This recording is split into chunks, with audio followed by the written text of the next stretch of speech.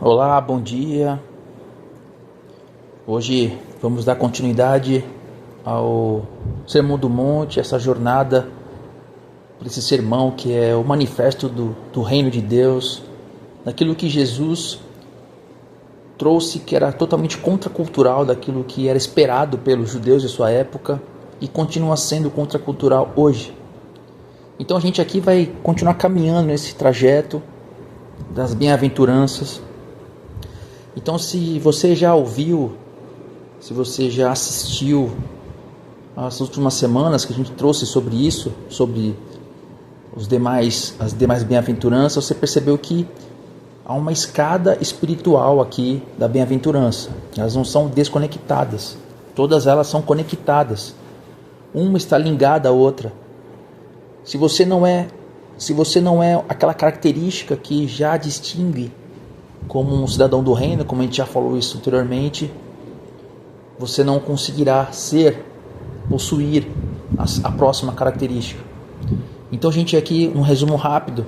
Primeiro a gente viu que fomos esvaziados, que é os pobres em espírito. Reconhecemos que somos pobres em espírito, que não temos nada a oferecer a Deus.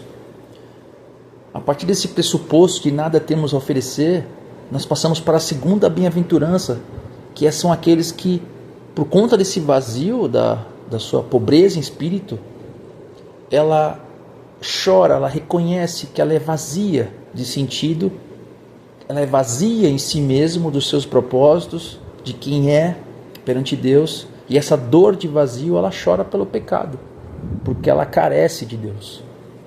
E a terceira bem-aventurança é que esse choro, ele tem um sentido, esse choro, como a gente já viu anteriormente, tem um sentido, esse choro de luto, esse choro de esvaziamento, de perda, ele gera em nós a mansidão, que é a entrega do controle de nossa vida, do controle de quem somos, do controle de quem queremos ser, a Deus. E aí hoje a gente vai ver a quarta. Uma vez vazios de nós mesmos, a gente passa a ter o quê? Fome e sede de justiça. Isso que a gente viu na semana passada, desculpe. E agora a gente chega à quinta bem-aventurança, que é o ponto de transição. Ele é fruto lógico das virtudes anteriores que vimos. Então, se fomos quebrantados pela nossa miséria, choramos e ansiamos pela justiça, o resultado do que seria? O resultado se manifesta em nossa relação com o próximo. Então, até agora a gente viu que são coisas internas, coisas de relacionamento pessoal com Deus, conosco, com Deus. Só que Jesus não nos chama para ter um relacionamento somente pessoal, mas esse relacionamento traduz entre a minha vida com o próximo. Isso a gente vai ver também no Sermão do Monte mais à frente, que o resumo da lei de Moisés, que Jesus veio cumprir, não abrogar, não revogar, é que para dizer que eu amo a Deus como tudo, como algo mais importante, algo essencial, com toda a força e com todo o meu ser, logicamente isso precisa ser traduzido em amar o próximo como a nós mesmos. A gente vai ver isso mais à frente, porque o versículo de hoje é o Mateus 5,7. Bem-aventurados os misericordiosos, porque eles alcançarão misericordiosa. E aqui, como a gente tem feito essa conexão com o nosso público de hoje, nossa sociedade pós-moderna, ou uma sociedade de modernidade tardia ou hipermodernidade, essa sociedade secularizada que tenta excluir Deus da narrativa, ironicamente, ela adora a palavra tolerância, Eles adoram, a gente ouve muito isso nas mídias sociais, muito isso nas mídias, a tolerância. Mas essa tolerância é um contrassenso, porque ela despreza a prática da misericórdia. Ela é tolerante até o ponto que isso não interfira nos seus propósitos, nas suas vontades, na sua visão de mundo, nos seus desejos, nas suas ânsias, nas suas aflições. A partir do momento que as cosmovisões entram em conflito, a cosmovisão cristã e a visão secular de mundo, a tolerância não é mais tolerância. Então, a prática da misericórdia acaba sendo extinta. Nossa cultura ela insiste em dizer que não leva desaforo para casa. Você tem que arcar com as suas consequências, não importa o que você faz, não importa quem você é. E às vezes esse contrassenso também se traduz naquilo que nós vivemos. Porque a partir do momento que vivemos uma sociedade totalmente egoísta e egocentrista, o que mais importa é o meu bem-estar, é a minha vontade e a minha segurança. Então, nada que possa interferir nessa minha boa vontade, nessa minha visão do que é bom para mim, tudo aquilo que for contrário, eu tenho que combater a isso. Então, a frase típica de não leve desaforo para casa, a frase de que você não pode deixar ninguém pisar no seu pé, que não importa os meios para atingir o fim, isso é o que a gente entende como verdade nesse mundo. Hoje a gente aprende que temos que cancelar quem erra e que vingança é justiça. Olha só que louco. A gente entende hoje como as palavras elas perdem sentido, elas se ressignificam.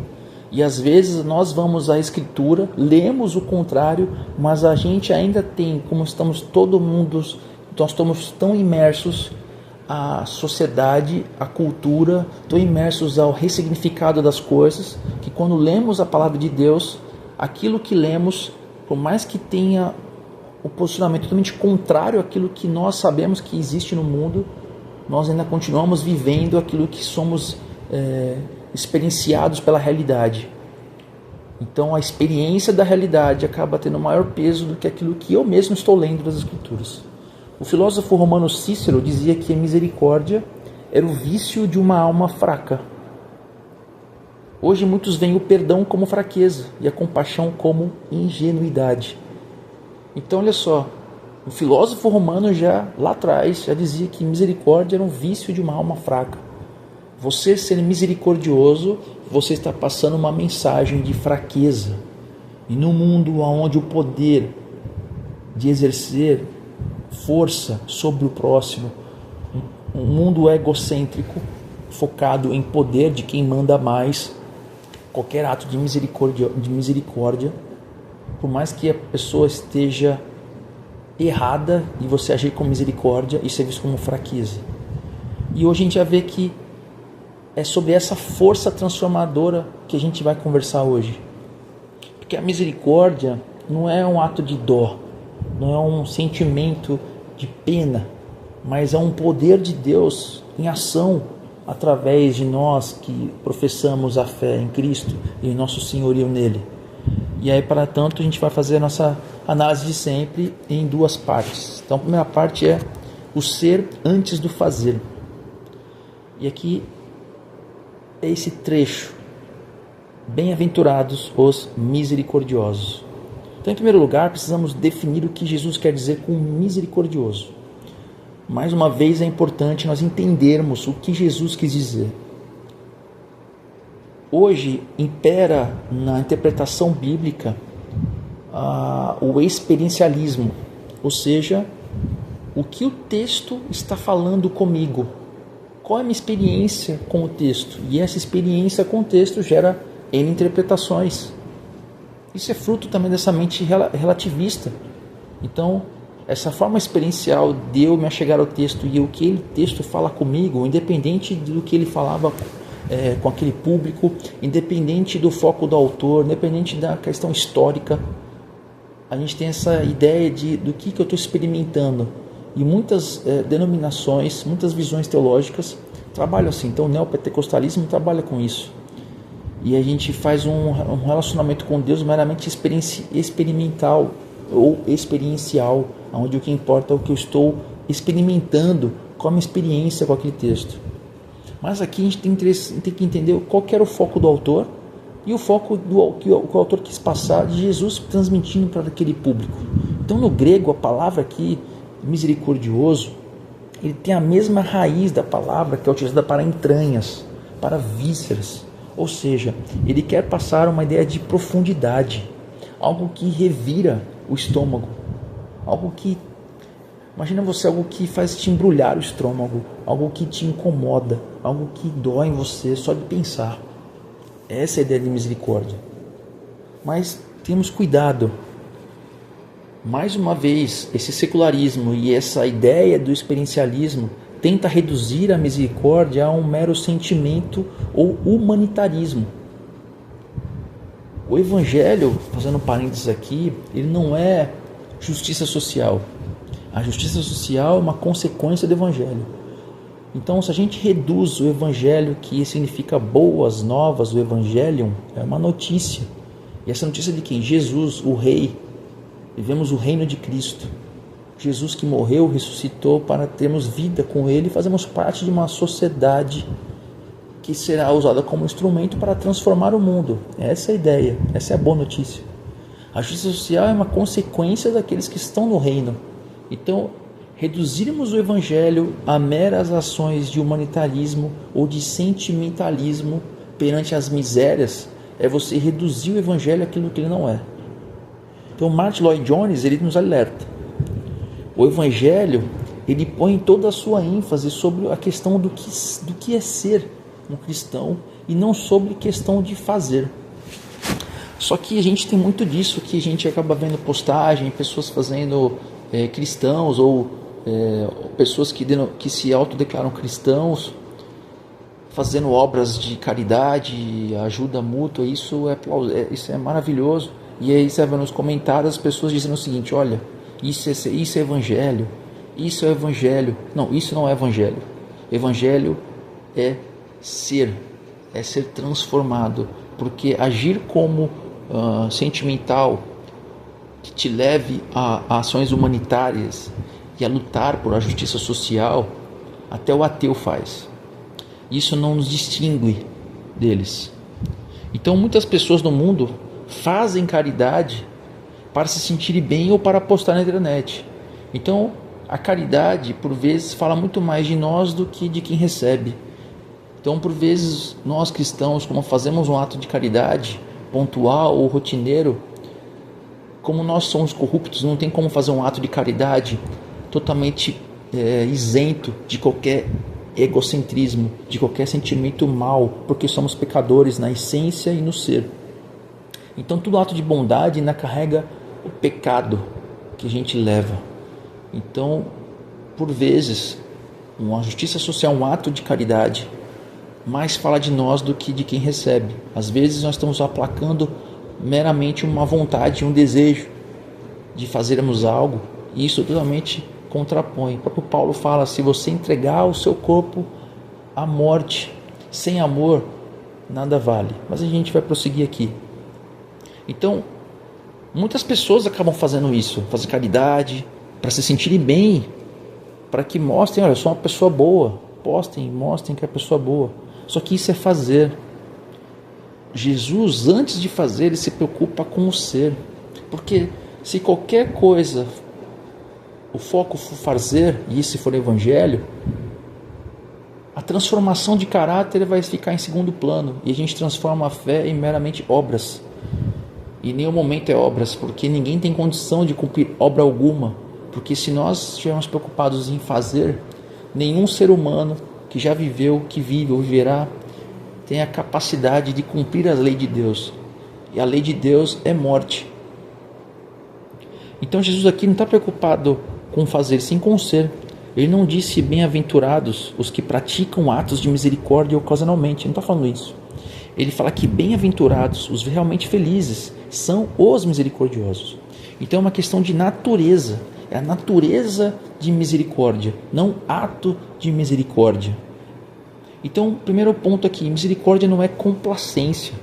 Misericórdia não é ser bom. Ser misericordioso não é ser bonzinho ou tolerar pecado. Jesus foi a pessoa mais misericordiosa que já pisou nessa terra.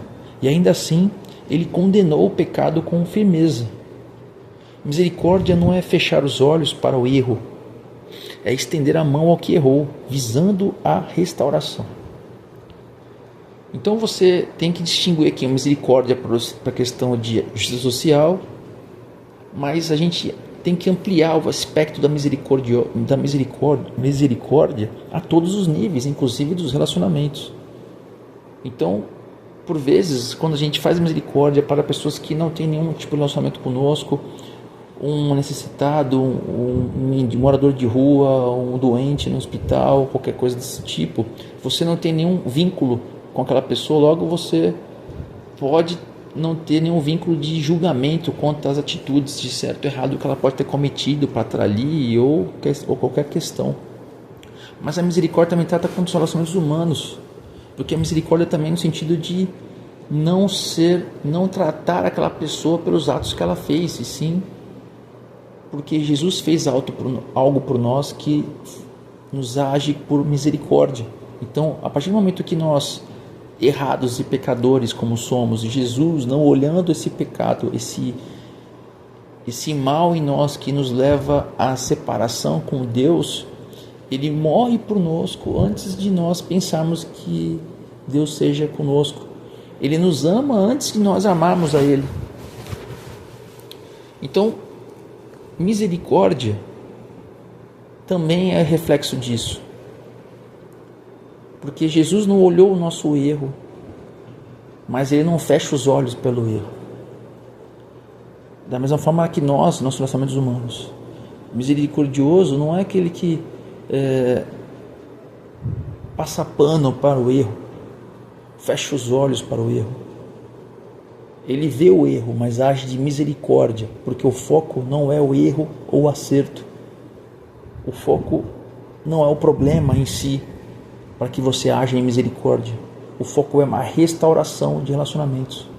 Porque da mesma forma que Jesus morreu para que restaurasse nosso relacionamento com Deus Pai e nosso vínculo fosse restabelecido, da mesma forma nós, como instrumentos de Deus, devemos restaurar relacionamentos, porque Jesus fez o mesmo conosco. Por isso que o segundo ponto agora é importante. Sentir não é suficiente. Sentimento não é suficiente. John MacArthur nos lembra que misericórdia não é apenas sentir compaixão, mas mostrar compaixão.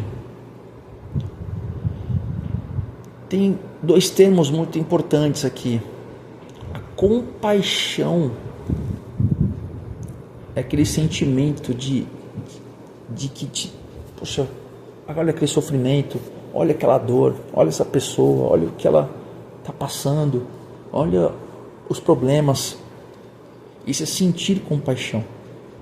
Mas a gente é chamado para ir além, para que tenhamos atos de misericórdia. Aqui MacArthur fala de mostrar compaixão, mas a compaixão eu tento pensar no ato mais passivo, mas no ato ativo é você agir em atos de misericórdia. E Jesus ele ilustra isso também na parábola do bom samaritano, porque o sacerdote, nesse caso, passa batido. No primeiro exemplo, nesse exemplo, quando o público estava ouvindo, jamais poderia imaginar que um sacerdote e depois o levita não seriam as pessoas que realmente são boas perante Deus. Isso foi uma contracultura. Jamais esperado que o bom seria um samaritano, que a gente vai ver na história. E que você que está me ouvindo entende que aquele público vê como samaritano a pior pessoa possível, tanto o samaritano quanto o publicano. E aqui o sacerdote vendo essa pessoa no caminho necessitada, ele passa de longe, ele ignora a cidade. Ele está mais preocupado com o seu relacionamento com Deus cerimonial, porque ele não pode tocar pelas leis judaicas, ele não podia tocar ali se ficar impuro. Ele está mais preocupado com isso, ou talvez ele estaria nessa estrada para Jerusalém, estaria caminhando, ele estaria indo para o templo, ele não poderia ficar impuro. Então ele se preocupou mais com os seus atos cerimoniais do que em auxílio a uma pessoa necessitada. O levita também, logo em seguida, ele viu, analisa, mas não se envolve. Ou seja, ele sente, mas não age. Ele olha, mas não sente, mas não age. Talvez ele estaria também uma atividade no templo, talvez exista algum ato no templo. Mas olha só, o levita ele não tem o mesmo nível de impureza, o sacerdote muito mais. Só que o levita se apropria, né? Fala assim, não vou tocar, não vou participar daqui. Mas o samaritano, ele viu, sentiu compaixão e agiu. Ele não somente falou, ele não somente passou e falou, ó Deus, sei com essa pessoa, ajuda. Não, ele se esforçou. E ele foi muito além do esforço. Ele foi além do que é esperado. Ele perdeu tempo, perdeu dinheiro para uma pessoa desconhecida. No texto fala que ele derramou óleo e vinho, colocou ele no seu animal, ele pagou a hospedagem, ou seja, ele foi muito além do que é esperado. E é isso que nós somos chamados como cristãos do mundo, não para ser cristãos de argumentos e depoimentos, ou de expressar fé publicamente. É isso, mas através dos atos que vão comprovar que aquilo que eu estou dizendo, que aquilo que eu professo crer é real. Para que isso se torne verdade, as pessoas têm que ver algo que seja inesperado, algo que vá totalmente contrário àquilo que nós vemos como realidade. Porque o mundo nos ensina que olhar um mendigo é sentir apenas uma pena rápida, continuar andando, ou mesmo dar uma esmola, ou pagar um almoço e beleza. Porque o mundo, ele entende que ser bom é isso. Ser bom é quem sente pena de quem precisa, de quem faz uma caridade pontual, alguma coisa desse tipo. Mas o Evangelho diz que pena que não move as mãos, a pena que não me faz sair do meu estado passivo e haja, isso é morto. Isso é um Evangelho morto. Tiago fala muito disso, né? Fé sem obras, ela é morta, ela não tem sentido. Então o samaritano é chamado de bom, porque ele não agiu por mero sentimento, mas por um profundo desejo de que a situação daquele homem, daquele desconhecido, daquele anônimo, fosse aliviada. E eu te pergunto, como você reage quando alguém o ofende? Porque aqui a gente está falando de coisas que, apesar de serem difíceis, o bom samaritano gastou tempo, dinheiro, expendeu bens, mas era um desconhecido. Ele não tinha nenhuma contraparte com aquela pessoa. Não era alguém que lhe feriu, não era alguém que lhe quis mal, não é alguém que, por conta dessa pessoa ou desse grupo de pessoas, ele sofreu uma perda, ele foi caluniado, ele perdeu emprego, ele teve uma mancha, por causa de uma mentira, teve uma mancha na sua reputação. Aí eu lhe pergunto, como você reagiria? Como você reage, na verdade, quando alguém comete todas as coisas com você, quando te ofende? Hein? Se isso que eu já falei aqui já é difícil, imagine nesse caso. Lloyd Jones, ele diz que a maneira de você saber se é uma pessoa misericordiosa ou não consiste em considerar como você está se sentindo a respeito daquele indivíduo que ofendeu. Então o termômetro para que saibamos se somos misericordiosos ou não consiste em quanto você está se sentindo a respeito dessa pessoa que ofendeu você, que fez você ter azar em outras áreas, perdas em outras áreas. Como é que está você? Como é que está seu coração quanto a isso?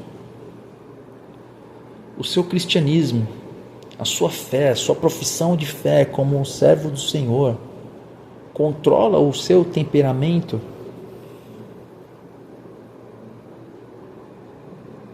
Porque se é uma pessoa calma, que a gente já viu isso, existem vários tipos de personalidade, pessoas mais calmas e menos calmas.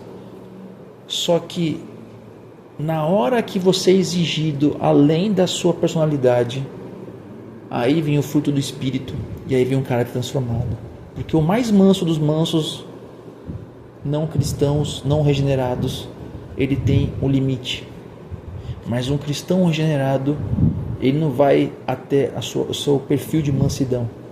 Ele vai ser exigido além disso. E aí vem a transformação do caráter. Isso em todas as áreas.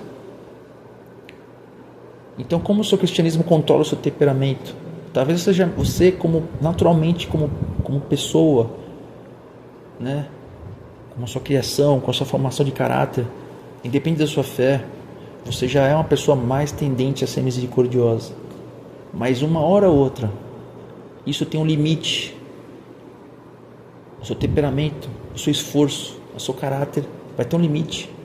E esse limite, esse pós-limite, vai ser regulado por aquilo que Deus te transformou através do Evangelho real de Cristo. E aí será que o seu temperamento, esse limite de temperamento, esse ultrapassar daquilo que fala assim, olha, eu sou misericordioso até aqui, mas isso não dá, isso eu não consigo agir de misericórdia.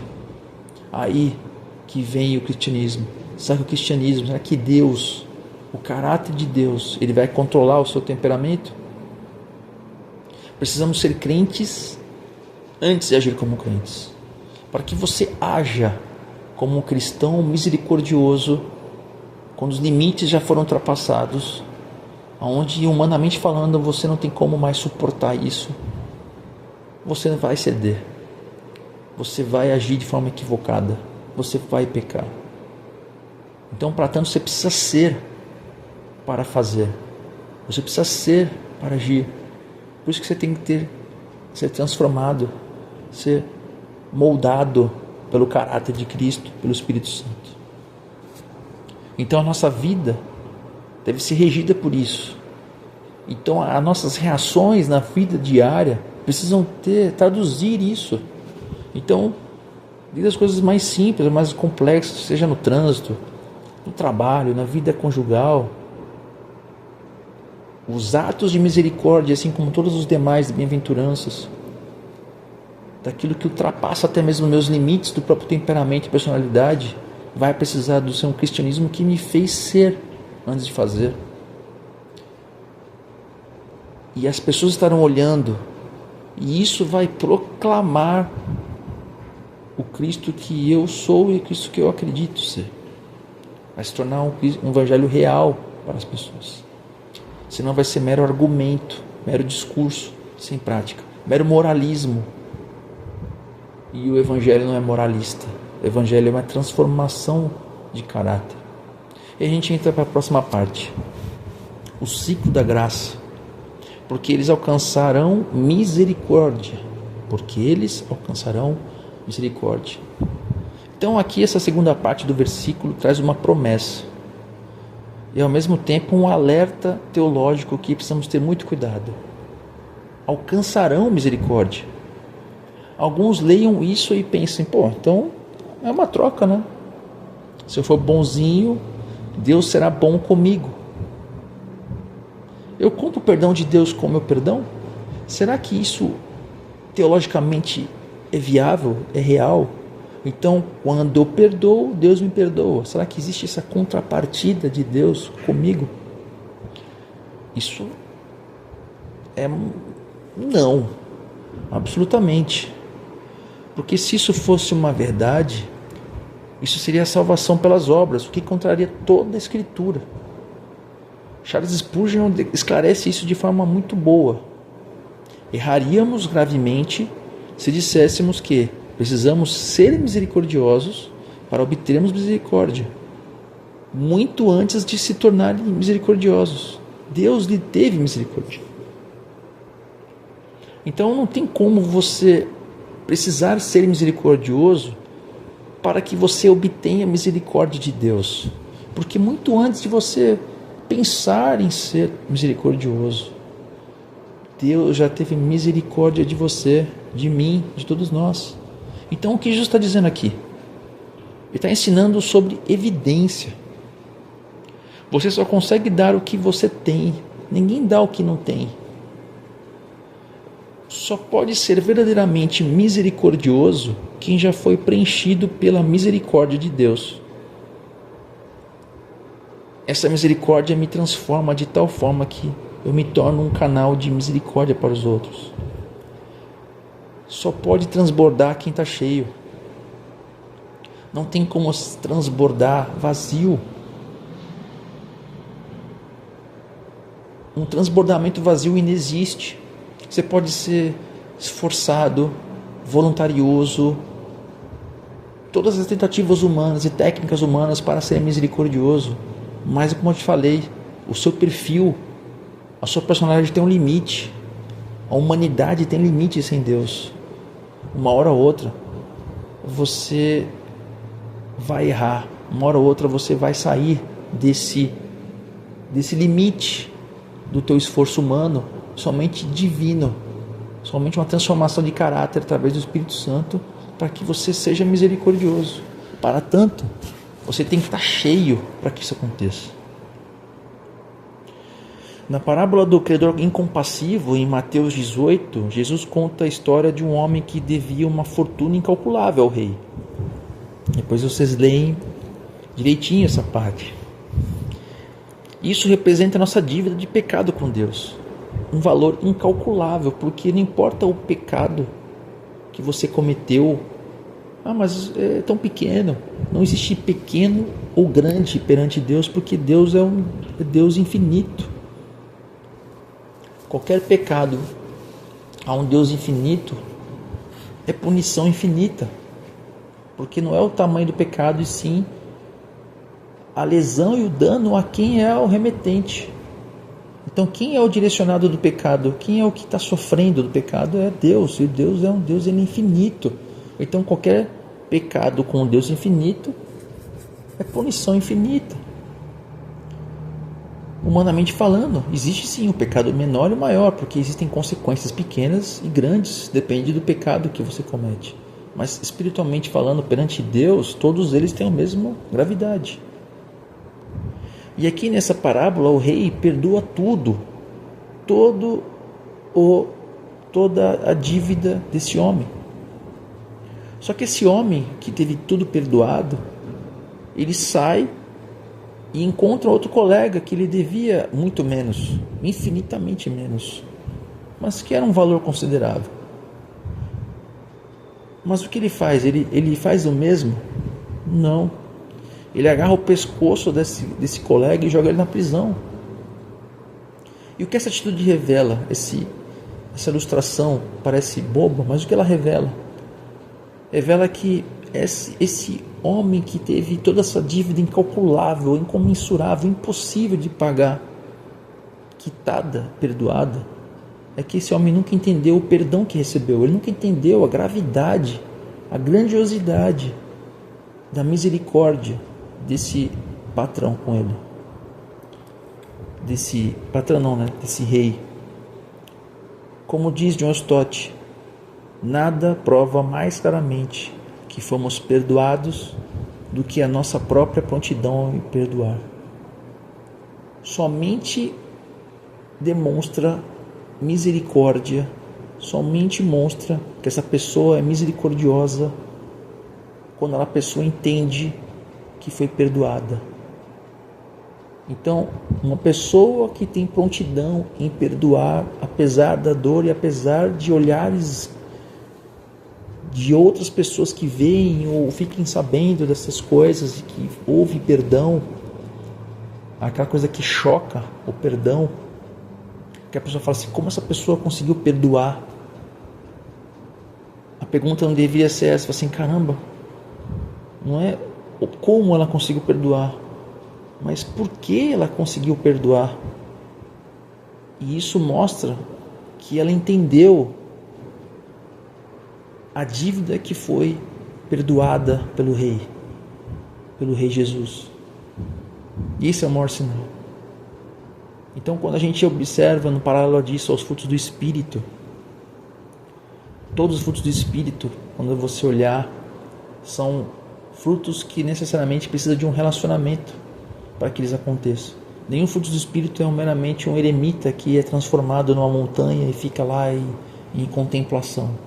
Todos os frutos do Espírito, eles são um desenvolvimento através de um relacionamento, porque o relacionamento mostrará que de fato aquele fruto do Espírito foi aperfeiçoado.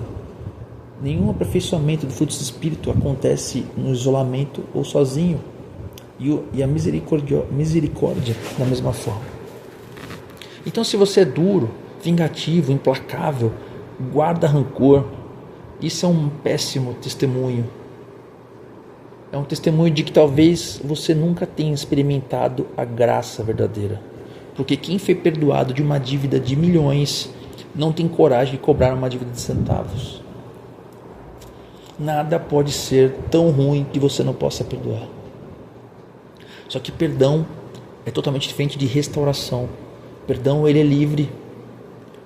Restauração necessita de uma via de mão dupla, de uma necessidade, de uma transformação.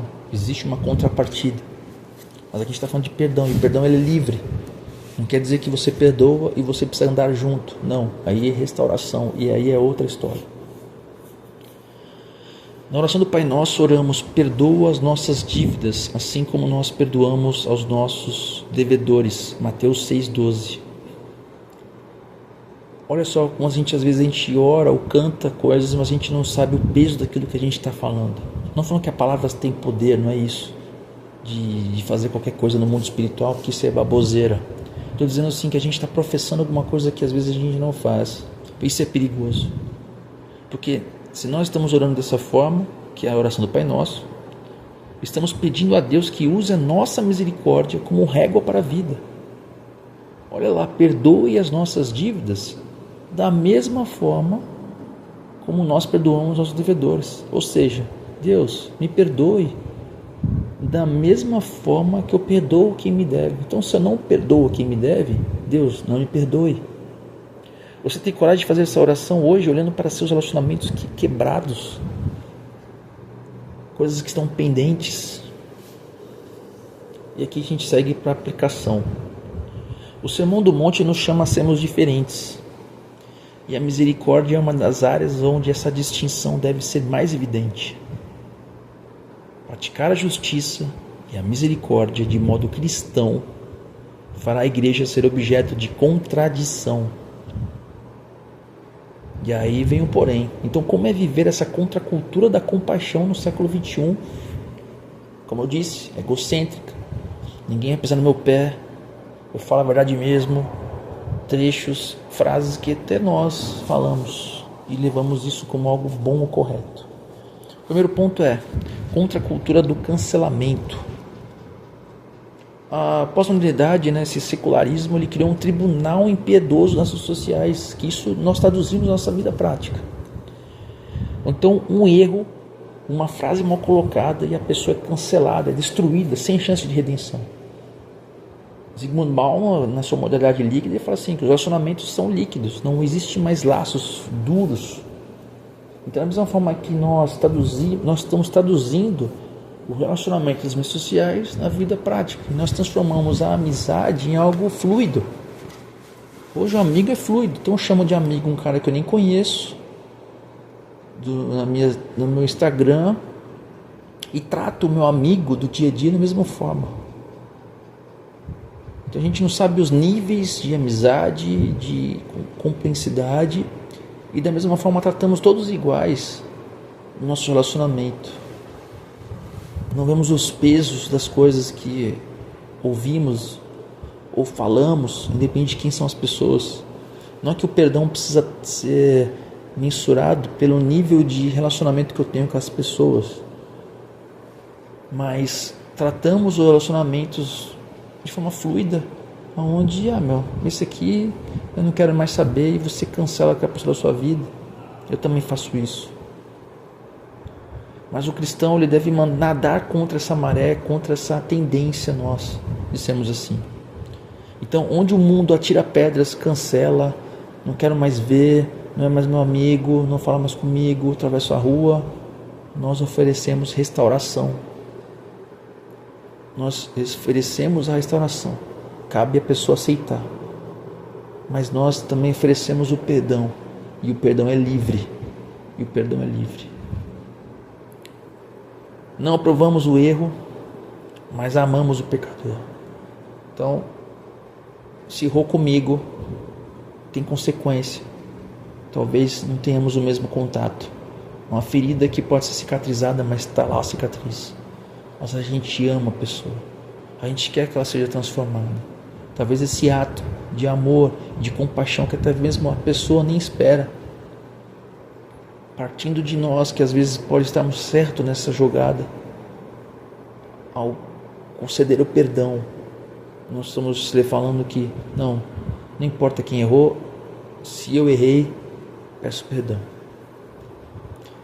Porque nós, assim, não como indivíduos, mas também nós como sociedade do Evangelho visível e real, nós devemos ser esse hospital para doentes. Todos aqui são doentes, pecadores, falhos. Não somos um museu de santos perfeitos. O segundo ponto é a misericórdia em todas as necessidades. A misericórdia é ver uma pessoa sem alimento e lhe dar comida. É ver uma pessoa solitária e lhe fazer companhia. Misericórdia é o interesse amoroso por alguém cuja necessidade atraiu minha atenção.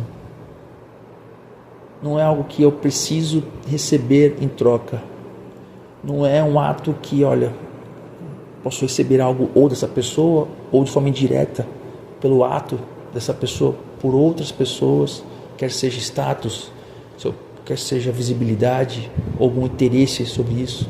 Qualquer interesse, meramente, se não for por amor, a misericórdia em si, ela não tem sentido. Ela fala mais sobre você do que sobre o ato em si. Então a igreja precisa compreender que há uma dimensão evangelística na prática das boas obras, porque sem elas as pessoas não levam a sério o que a igreja ensina. Sem as boas obras é mero discurso, e hoje os discursos caíram, as narrativas morreram, os conceitos morreram.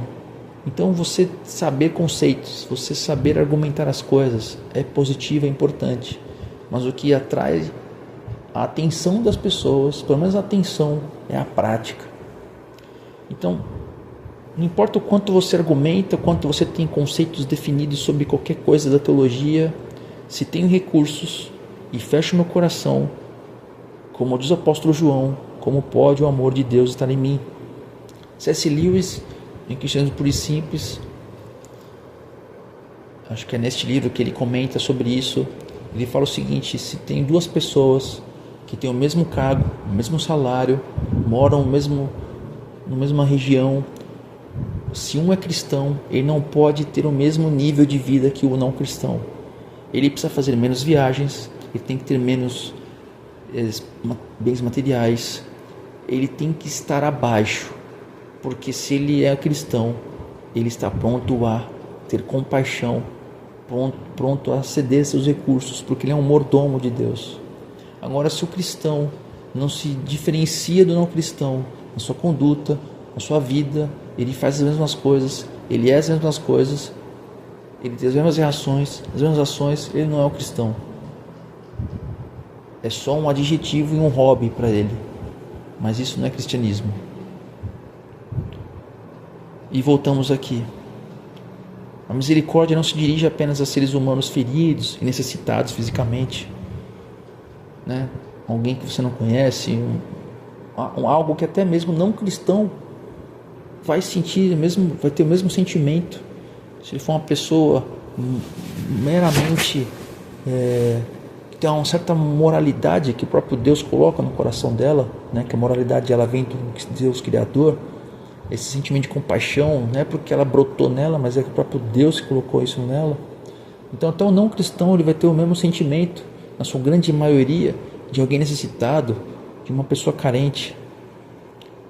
Mas a misericórdia não se dirige somente a feridos e necessitados fisicamente, mas também a seres humanos afastados de Deus espiritualmente, carentes da pregação do Evangelho. E isso tem que tocar na vida de nós cristãos. Nós, no nosso ambiente de trabalho, familiar, aonde formos, temos que entender que ali tem mendigos espirituais, tem doentes espirituais, e nós também somos mendigos.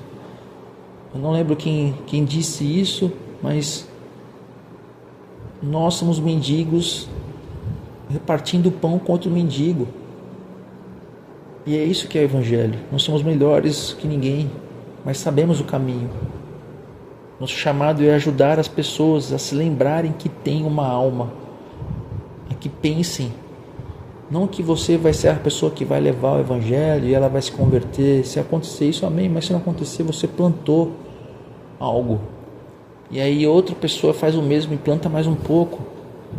E se toda a comunidade de cristãos, como a grande massa de cristãos do Brasil, fizesse a sua parte, seu quinhão como cristão,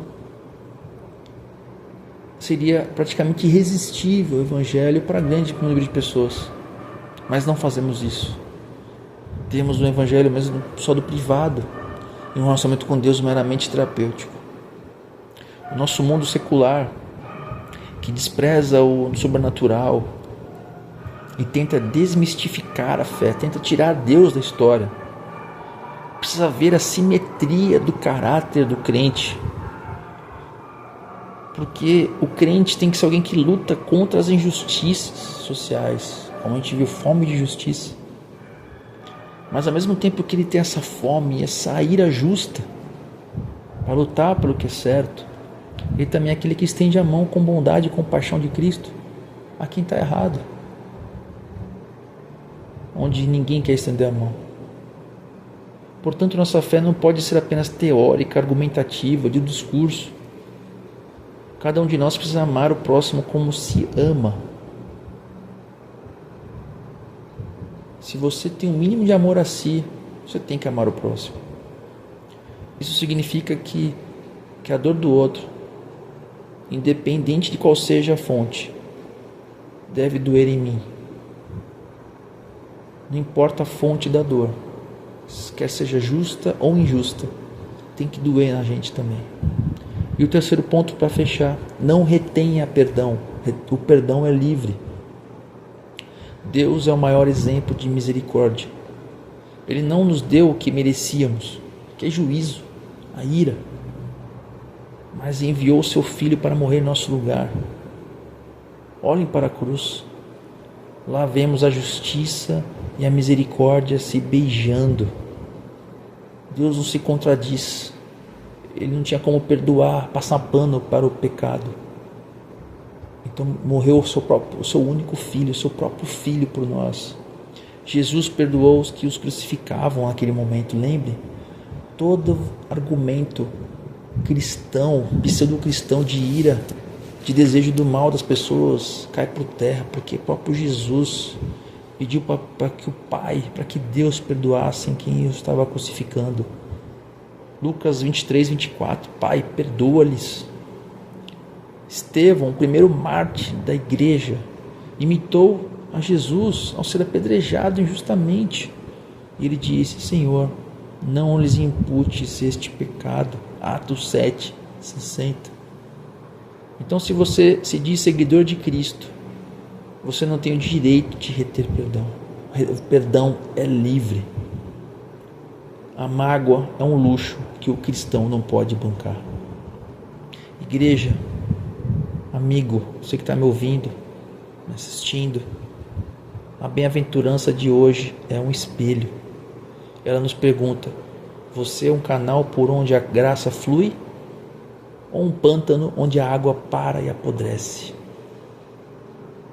Chega de ouvir pregação, chega de aprender. Lógico que eu estou fazendo só uma brincadeira com as palavras, mas você está pronto. Você não precisa saber demais para fazer o que é o básico do Evangelho: ser transformado. Você clame a Deus pedindo que Ele te transforme em alguém misericordioso de verdade.